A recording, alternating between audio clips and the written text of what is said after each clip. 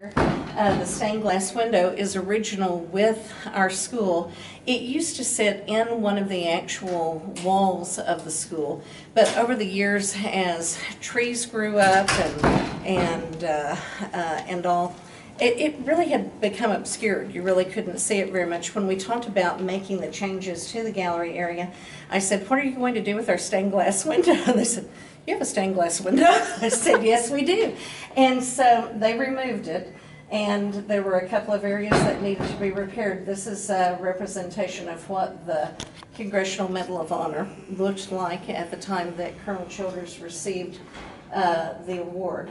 And now, with it able to be here in the gallery and backlit, I think our students and those who visit the school really see it in a way that it was never evident before. So we're really glad to have it. The different panels of the gallery, we tried to kind of represent different areas of Colonel Childers' life. This section here really honors his military accomplishments, his very proud membership in the 45th Infantry Division, has several representations showing him in full military uniform or with dignitaries. The center section, we try to make things that, for the most part, recognized his affiliation with the Muskogee Creek tribe, of which he was an honorary chief. That was one of the things that he was very proud to have and to be. And shows both some awards and some of his interactions. We have a couple of pictures of him with presidents of the United States, with President Franklin Roosevelt and with President John F. Kennedy.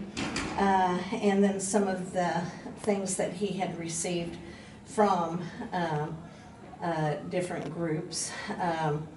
The picture in the back, of course, is a representation of Colonel Childers in his tribal chief headdress that he had received, and also has the flag with the seal of the Muskogee Creek Nation.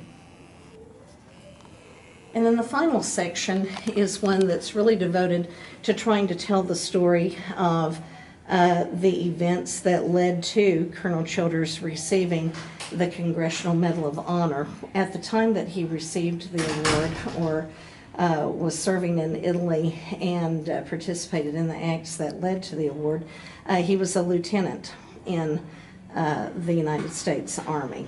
And so what we have here is his uniform donated to us by the Childers family that shows his lieutenant's uniform. We have an updated mannequin that's more of a museum quality mannequin, so that the students can really see the uniform a lot better. Also have all of the medals that he received, both medals from our own government and medals from some of the other allied governments that with whom America fought. The only medal that we do not have is the Congressional Medal, because we cannot hold that, since we're not people who have earned that distinguished honor. But we do have the field ribbon for the Congressional Medal. And you can see too, some of these items actually belong to Colonel Childers, the uniform and all. These are World War II era Army pieces of equipment that would have been similar to ones that he carried into battle, and that the 45th Infantry Museum has helped us acquire. Also, one of our former social studies teachers, Mr. Bill Zellers, was instrumental in giving us some of these things as well.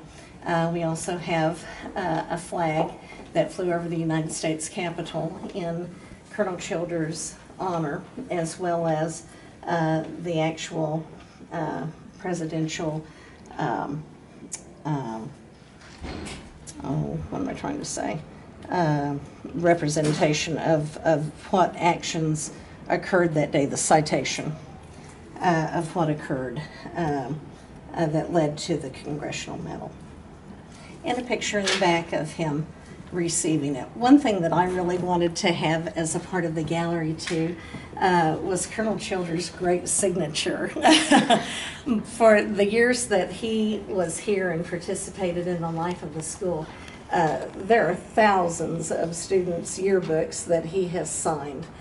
He would always bring a gold pen that wrote in gold ink, and he would write and sign with a lot of flourish their yearbook, and so we wanted to include that. And in this section, the flag that is the flag that may be displayed by recipients of the Congressional Medal of Honor is also on display. Did I see the picture that, or not the picture, the statue that's in Veterans Park downtown? Yes, yeah. In fact, here's a picture of that. And, off the top of my head, I can't tell you what year that is from. Do you happen to know? Does that sound right? Did you say 94? 94. That might. I read something about a statue. That might be right. Yeah, probably many people in Broken Arrow drive by that statue every day and don't realize that it's Ernest Childers, but it is. Both in his uniform and wrapped in his tribal blanket. Now, one thing that's very new about our gallery, you know, many of these items were not in display in our old gallery area. Some of them were, and some of them have kind of been refurbished and updated, but the flooring is very different. And I love what the district was able to do here. The seating here in the middle represents the tribal fire that would be in the square, the town square for Muskogee Creek tribal town. And on the floor, you actually kind of have the pattern of the stomp dance, and that was a dance that, among other things, kind of signaled the transition from childhood to manhood. And so I think it's a great thing to be here in our school at this time that students are kind of moving from those being little kids to beginning to become more mature young people on their way towards adulthood. But it also represents an important part of the Muskogee Creek life. And then the colors are derived from the seal of the Muskogee Creek Nation. Another thing that I think is particularly nice about this representation is, you know, I've been told that at the end of one year, the end of a year, that the tribal fire would be extinguished, and then a new fire would be begun to signal the start of a new year. I think it's wonderful, that kind of symbolism that honors the old gallery that we had, the things that we have always prized about Colonel Childers, the sort of lessons that we tried to teach our students, but something new has sprung up, and something hopefully that is more representative of the time in which we live, and something that truly continues to honor Colonel Childers and his accomplishments, and in the spirit that we're still very proud to honor each day here at our school.